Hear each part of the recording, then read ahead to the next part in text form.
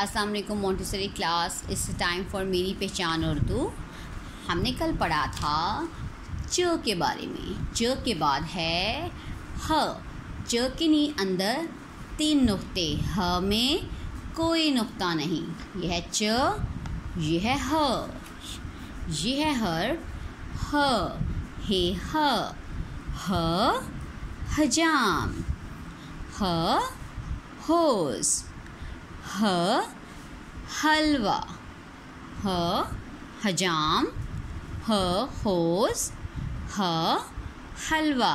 इन सब की आवाज़ शुरू होती है हर्फ ह से, हर्फ ह से। चलिए नज़्म पढ़ते हैं। मीठा मीठा हलवा खाए, खूब मज़े हमज़ा खूब मज़े उड़ाए। हामिद तो करवाए हिजामत, हामिद तो करवाए हिजामत, हौज़ में अली नहाता जाए। क्या आप सब हौज़ में नहाते हैं? या आपका पूल है जो हौज़ की तरह है, आप उसमें भी नहा सकते हैं। गर्मी में आप हौज़ में नहाएं।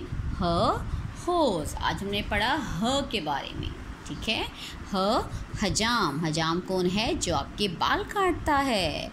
हौज़ हलवा।